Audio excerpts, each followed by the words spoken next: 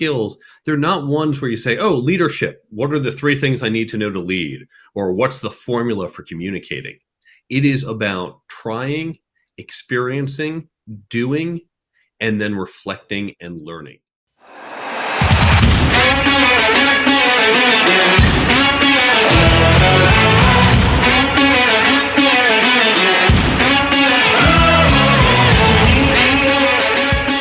Hey, welcome to the Business of Sales. I'm your host, Morris Sims. I have over 35 years training sales professionals who are actually business owners. And now, hey, I'm focused on helping those business owners run their businesses more effectively and efficiently in today's very fast-paced, ever-changing world. So on this show, we're going to interview some great business leaders and give you practical ideas that you can use today. So, hey, stick with us, please. We've got great things coming out, and it's going to happen right now. Welcome to the Business of Sales. My name is Morris Sims, and we've got a great guest for you today. His name is Mark Hershberg. Let me bring Mark in here real quick, because I tell you what, Mark is a neat guy. He's written some books, and he's written on a really good book that we'll talk about later, and he's an instructor at MIT. So, Mark, thanks for being with us today on the Business of Sales. Thanks for having me. It's my pleasure to be here. Without me trying to recount your experience and your history and what you do, briefly tell us who you are and what you're about, my friend. Sure. I have this interesting dual career. I came out of MIT as an undergrad and grad student back during the dot-com era, and I went down a path in technology. I started as a software developer and then quickly started leading teams. And I've been at companies from tiny startups to Fortune 500s, 3 to 300,000 people. These days, I work primarily as a fractional CTO, CPO, Chief Technology Officer, Chief Product Officer. Oh, thank you very much. I know there are people out there that want to CT what? So, yeah, thank you. We're engineers. We know our acronyms. We know others don't. And so it's always important to define our acronyms. Yes, sir. Absolutely. But I've had a parallel career because along the way, I realized that there was something missing in my education. Yes, I could solve differential equations, but they never taught me leadership, communication, team building, networking, negotiating, all these skills we keep hearing about, but no one stops to teach you. I began to develop in myself, quickly realized I wanted to develop this not just for me, but for my entire team. And as I was doing that, MIT was getting similar feedback from companies saying, we can't find these skills, not just in your students, not just engineers, not just students overall, but everyone we hire, we can't find this. So at MIT, we put together a course referred to colloquially as the Career Success Accelerator. I helped to create that course. I've been teaching there for over 20 years. And so now, in addition to my work building tech companies, I've also been very busy speaking. I have the book and the app and a whole bunch of other things related to professional development. That's outstanding. As a former executive in a Fortune 100 or 50, I guess now, company, I felt the same way. We created a series of workshops for our brand new employees in our area to try and help them with some of those basic things, because we found also that it was not being taught in colleges and universities. Rather, they were all focused on the technology, whatever that might happen to have been at the time, with marketing or engineering. There's technology involved, and that's what they all came to us with. And it's refreshing to hear what you've got to say. Tell us more about your course. The course we created targeted for sophomores. Now we are expanding it. We have sister programs that are for juniors and seniors, one for freshmen. We're expanding to grad students this year. But the course, it's really a hands-on course. It's not a lecture-based class, because these skills, they're not ones where you say, oh, leadership, what are the three things I need to know to lead? Or what's the formula for communicating? It is about trying, experiencing, doing, and then reflecting and learning. I liken learning these skills to learning a sport. I can teach you the rules of basketball. You can figure that out in about 30 minutes. But if you want to actually play basketball well, that's where you have to try. You have to do drills and scrimmage and practice. And that's what this course does. So it's very interactive. And we put the students in situations where it's not just do the math and get the right answer, but it's how you interact with your peers or how you think about things or how you lead. And often they fail. We design it so they will fail quite a bit, but they fail not because they got the math wrong. They can usually get that right, but because they didn't take into account other things. And so that's where you get the real learning. It's amazing to me. It's the analogy I use is when your 15-year-old goes in and takes the driver's exam, and they learn everything they need to know about the rules of the road and the law in their particular state, and they come out and they get in the car. They're all excited, and they say the one thing that every kid who gets his driver's license permit says, "Gee, Dad, can I drive home?" At which point in time, Dad normally says, "Hell no. Ain't no way in the world I'm going to let you drive home." Because you've never had the experience of actually putting your foot on the brake and putting your foot on the accelerator and actually turning the wheel. And until you get that kind of experience, it doesn't matter what you may know, you haven't got the practical skill yet to be able to do it. So, hey, I'm with you, brother. That sounds like a wonderful thing to do. Where do you start with that course? Where do you start with a young person or an older person who needs those kinds of skills? What do you think's the first step for them? I just want to know, it's funny you give that driving analogy because I give it as something that we all do wrong. When you hear this, you say, oh my God, this makes so much sense, but you've been doing it all the time. You would not toss the keys to the 16-year-old. Right. Says, I know, that's the steering wheel, there's brake, there's gas. Yeah, I've been watching you do it all my life, Dad. Of course, it's easy. And yet, how often do we say, Morris, welcome to the company, hired you for the team. You've been here 2 weeks. Listen, we've got some candidates coming in. Why don't you go interview them? You've been an interviewer before. Yeah, I remember you were in an interview with me, so you're good to interview. People, our most important asset. I'm going to take you. I've never seen you interview, but I'm pretty sure you've seen it done. Please go interview our candidates. This is what we do. And we say this is insane with a 16-year-old, but this is what we do with our employees. We assume you know what you're doing, and most people don't. Well, you've got that degree. You've got that piece of paper marked. You must know what you're doing. Don't you know everything now? And this is what the degree, remember the degree, yours in chemical engineering, mine in physics and ECS, it's not saying you are a good employee. It's not saying you know everything you need to be an employee. It's not even saying you're good at this particular field. It just says you've acquired this level of knowledge. That's all the degree really says, but we ascribe so much more value to it. Yeah, we really, really do. I'm famous nowadays for telling young folks when they're all concerned about, what should I do? What should my major be? What should I be this or that? Hey, guys, a bachelor's degree is a ticket into the game. Once you have a ticket into the game, then you need to worry about exactly where you want to play and what position you want to play.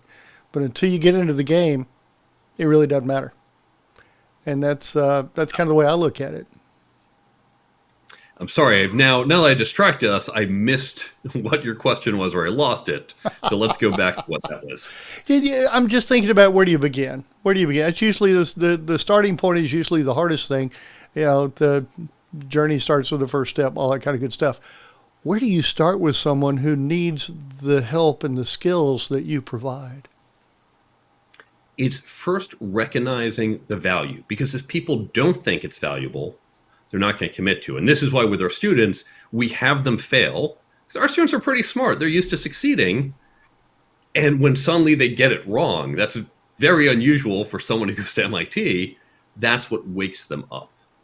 And I'm going to give you a basic motivation here. So if you're, I know leadership's important, but let me emphasize how important this is.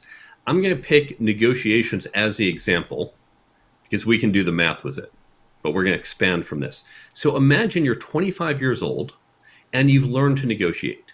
Maybe you read the chapter in my book, you read some other book on negotiating, you took an online course, however you do it. You learn to get a little bit better. You're not ready to solve global peace. That's okay. You're just a little bit better than you were before you learned this. You've got a job offer for $60,000. You're 25 years old, job offer for $60,000. But instead of taking the job as it is, You say, I'm going to use my negotiation skills, and you negotiate for $1,000 more, 60 to 61,000. We can all imagine doing that. If you do nothing else in your career, you just spend 5, 10 minutes negotiating this one offer, and you stay in that job for 40 years, you have just earned yourself $1,000 for 40 years. You just got $40,000. 5 minutes of work, you read a book once, 5 minutes of work, $40,000. That is massive ROI. But of course, you're saying, wait a second, I'm not staying in a job for 40 years. You will have raises and promotions, and you will negotiate those for more than $1,000. You might be a business owner and you negotiate contracts, partnerships. You might be in sales and you negotiate things. In fact, we negotiate all the time with coworkers, with our spouses, with our children. It's not about money always, but it's about successful outcomes.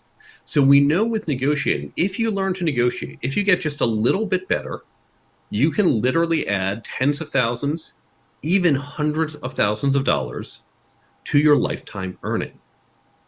Now, it's easy to do the math with negotiations, but this applies to everything. It applies to our leadership and communication skills, our network. It's not that someone says, you're a slightly better leader, here's $1,000 more, or you're a better networker, here's a little more money. But being a better leader helps us stand out, helps us be recognized, helps us get the promotion. Being a better networker helps us to find more opportunities for jobs, for customers, for whatever it is we need. The math isn't quite so easy, but it works out the same. So getting just a little bit better at any or even all of these skills can give us incredible success financially, easily six figures, but there's more to life than just money. So investing in these skills has a massive compounding ROI. And that ROI extends to my personal life as well. When I know how to, well, I've always said that we're all in sales, and probably the best salesperson in the world is the mom of a toddler. And, I mean, I see my daughter doing it today. She can sell my grandson on doing things and on behaving in certain ways that, I'm old school. I would have said, shut up and sit down and quit that. And, it didn't work back in the 70s when I tried to do it, and it certainly doesn't work today, Mark. It's just not going to happen. But she knows how to do that. She knows how to do that. My wife's even better than that. But we're all in sales in some way, shape, form, or fashion, in negotiation sales. We're kind of the same thing. The fact is we have to influence other people, right? Absolutely. These days, I do sell to customers sometimes, but even when I wasn't doing that, I am selling my idea to my colleagues, to people on my team, to my manager, to leaders of other departments.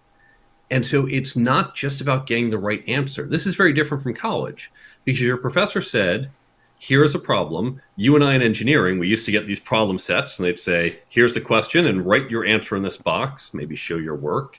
If you were in English, they might say, we're going to ask you to evaluate this Shakespeare play. Put your answer in the form of a 10-page essay. You knew what to do. You knew how to do it. And that's just the quality of your work. But in the real world, no one says, your boss doesn't say, here's a sheet, write your answer at the bottom and sign your name.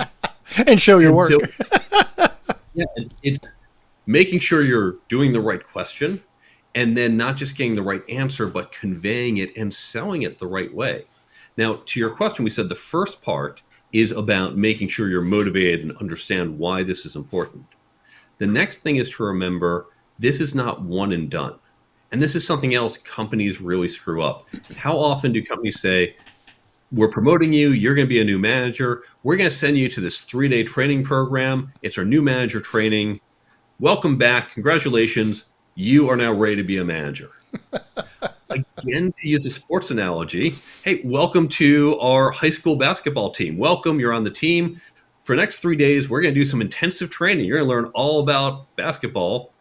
Okay, done. You're ready for the rest of the season. You're good to go. These skills are ones we need to continually practice and learn from.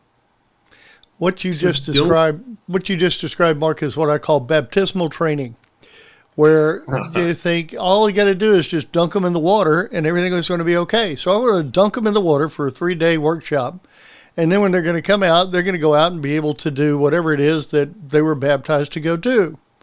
The problem is you dry off. You dry off. You're not going to get religion just by getting baptized one time. You still got to go to church every Sunday. And I think that's the same thing here. If we're not constantly learning, if we're not constantly working on improving those skills, technology, the world, the people around us are going to catch up and surpass us in a heartbeat. Yes, indeed. Very well said. Now, here's the good news. It's not as hard as you might think to get that regular engagement. Now, certainly there is something, getting that baptism, getting that initial training, that's fine. We do send our athletes to a basketball clinic. Great, some intensive learning. But we're also going to do that weekly training. And that's what we want to do with our career skills. So it's okay to go to that 3-day workshop. It's okay to read a book, do a webinar, get the intensive part, but you want to set up a regular learning cadence. And here's the thing. It's great to have a coach, a mentor, fantastic. But even if you can't do that, if you're a business owner and you want to upskill all your employees, you might not be able to afford a coach for all of them. But you can create a peer learning program. And this is key. And this is how we teach at MIT. This is how top business schools teach. When I hear business schools, they do the case method and the students are talking back and forth about how they'd solve it. They're learning from each other. Now you have the professor guiding it, but a lot of the learning comes from peers and trying to do the work together. So you can set up an internal training peer learning program completely free. And by the way, on my website, we've got a free download for this. I don't even ask for your email because I've got nothing to sell. We just give it to you because I want you to implement this and be successful at your company. You create a group of people. I recommend about 6 to 8 people, but there's ways to scale it up. Create this group, engage with some content. Use a book, and if you want to use my book, there's a way to break it down. If you don't want to use my book, use another book. Use articles. Use a great podcast like this one, and each cycle you listen to a different episode. But then you come together to discuss what you've learned. Because if the topic is leadership, and we all listen to an episode on leadership, we then discuss and say, well, here's what I took from it. Oh, you took something else. That's interesting. That might expand how I think about it. Maybe I want to incorporate your approach. Maybe it's not right for me, but even just knowing you have a different approach, you think of it differently, that's helpful for me because I'm going to be dealing with people like you who see it differently. Yeah. And so it's in that discussion, that's where we really do the learning. And imagine if you set aside an hour a month, an hour twice a month. That's it. That's the commitment. But that's what keeps that regular training and that continual upskilling. Yeah, I used to do lunch and learns every other week or something. I forget what the cadence was, but we'd do a lunch and learn. Everybody would go down to the cafeteria, grab lunch, bring it back up to the conference room, and we would sit and talk about a chapter in a book. And That easy. I never knew whether or not we were really making a big difference or not, but I knew that everybody was engaged and they were thinking. And that means that they were practicing that skill that we tend to sometimes overlook, thinking, and thinking on purpose. You know, we're thinking all the time, Mark, but I've come to realize that I had to teach people how to stop and think on purpose about a particular topic, because just thinking is good. And I mean, was it Watson at IBM who's coined the motto for IBM? Think. Yeah, well, okay, that's great, but you best be doing it on purpose, because if you're not, you could be all over the place. So yeah, I mean, they're always expanding that thinking muscle if you've got them engaged in a conversation about something. Absolutely right. And if you think about it, again, to extend the sports analogy, I can't go to my team and say, I'm going to try something new. And if I screw it up 2 days later, I say, timeout, do over, that doesn't count. This is real life. There is no do over. But when we're in this group, I can say, I have a challenge. Here's what I'm thinking about. And people say, well, here's the risk, or I tried something similar. Now, by the way, at a big company, it's easy when there's thousands of people and you're with your coworkers, but from different groups. because you say, here's the challenge I face. If you're in a smaller company, you might say, well, I can't do that with a team of 12 because when I say I have a challenge here, everyone knows what the challenge is. So if you're at a smaller organization, find peer organizations, find others. If you're a business owner, you no doubt know other small business owners. If you're a solo practitioner, you surely have a network of other solo practitioners. Even if you're on your own, you don't run a business, and you say, well, my boss doesn't want to do this, go create a local meetup group or set up something through your church or other just community and get people from different companies to come together. Because you don't want, even a big company, you don't want all your engineers in one group and all your salespeople in another. You want diversity of opinion. So it's great to come across multiple companies because then you get even more diversity in your opinion. Obviously, you want to get diversity with gender and other things as well, but you want just different backgrounds, different functional areas, different industries, if possible. And this is what's going to bring in those perspectives that really get you to think and learn. Oh, I agree. I agree wholeheartedly. Mark, I've got one more real question for you that I'd love to get your opinion on.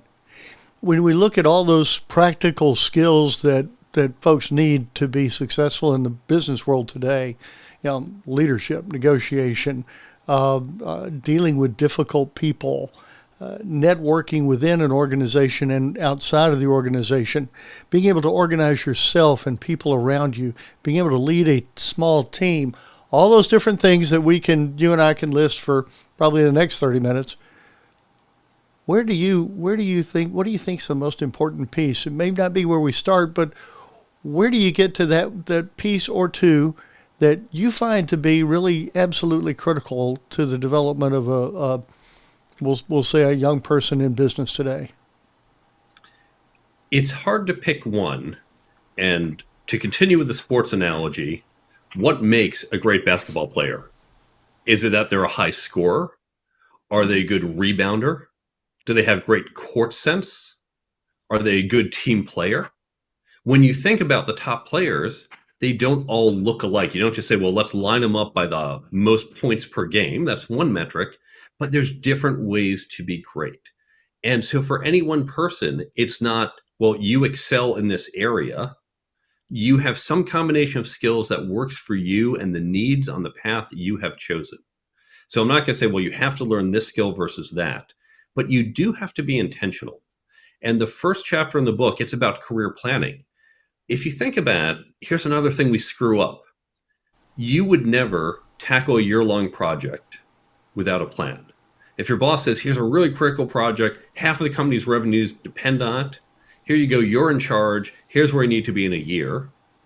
You'd never say, okay, well, I'll see you in 12 months, we'll put something on the calendar, cross your fingers, let's hope we get there.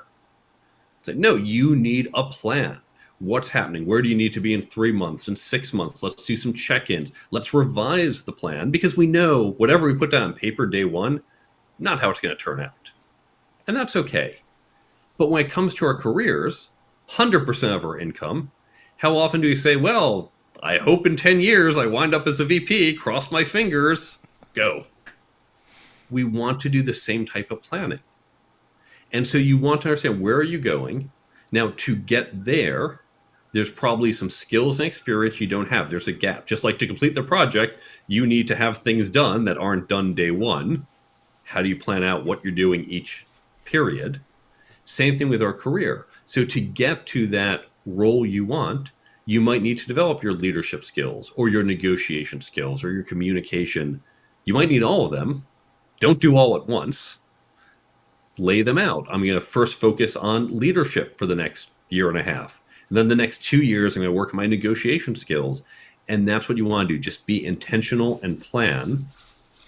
And that underpins all the development you're going to do. And if you don't have a plan, you don't have a place to start. And you don't have a place to begin to make adjustments as you go forward. Wasn't it Eisenhower that said, plans are useless, but the planning process is essential? And I love that quote. And what trips people up, because they think, wait, my plan, it's not going to work. What am I supposed to be doing on year 7? I don't know. Got no idea. But if you go back to this 1 year project, okay, it's day 1. What are you doing day 283? I don't know. But you have some placeholders. Well, by that day, we should be roughly here. I don't know all the details, but high level, here's where I'm trying to get to. The next 30 days, it should be pretty clear what you're doing. It's clearer earlier, fuzzier later, and you revise and refine as you go. And that's what we're going to do with our career plan. You should know the development you're doing the next 6, 12 months. When you're doing year 7 or 8, well, I'll tackle this topic. I don't know how, but it's on my roadmap, and maybe I'll switch it up. Yeah. And that's okay. We'll revise the plan as we go. The- Eisenhower was spot on. Yeah, I mean, the situation's the boss. 5 years from now, you may need to have some other top priority in your need for skill that you don't even know exists today. So, yeah, but you can have a plan for moving forward. Then you can tweak it and you can do something with it. Mark, this has been great. Tell us real quickly about your app and your book and what we can do to learn more from you going forward. So I've got 2 great tools. The first is the book. The careertoolkitbook.com is the website, and that you can see where to buy the book, Amazon, other places. It has 10 skills, 10 chapters, networking, negotiating, leadership, career planning. These are all skills. You can read the chapters in any order. You can buy the book and say, I want to learn to be a better networker. Jump right to chapter 8. It's a toolkit. Pick up the tool that you need when you need it. And so that's the Career Toolkit. The careertoolkitbook.com, you can see where to buy it. There's also a whole bunch of free resources on that website, on the resources page. I mentioned the tool for developing the skills in your organization. Completely free downloads. They're for you to use. I have lots of other resources linked on that page. Now I also have an app, the Brain Bump app. Brain Bump, completely free on Android and iPhone. And this is because where you read information isn't where you need information. When you read a book like mine, say, okay, great networking tips. But then you might forget before you go off to that conference 2 months from now. What if, as you're about to walk into the conference, you can pull up your phone and instantly in seconds, pull up the networking tips right when and where you need them? All the great ideas we talked about in this episode or other episodes, say this is great, but unfortunately they quickly fade from our memory. And so Brain Bump, it's a cross between a flashcard app and a daily affirmation app. So it takes the key ideas, think of something you might highlight in the book, it's a few sentences in length, and you've got them as these tip cards tagged by topic. So you can get those networking tips or whatever you need. But also, who wants to have to open an app all the time? You can set it up as a daily reminder. Let's say at 9 a.m., you get a leadership tip. It's whenever you said. We don't send you things you don't want. If you don't want to get that, you turn it off. Imagine 9 a.m. each day. You don't have to open the app. You just get a little leadership tip. It's like a daily affirmation, but with useful advice from books, blogs, podcasts, and other sources. Go, what a great idea. Yep, good to remember that. Swipe, done. 2 seconds a day. It helps keep these ideas top of mind, so you better remember them and make use of them. Brain Bump is completely free. We have an ever-growing set of content, and in the 2.0 version, we're recording this in the summer of 2023. At the end of the summer, we're putting out the 2.0 version.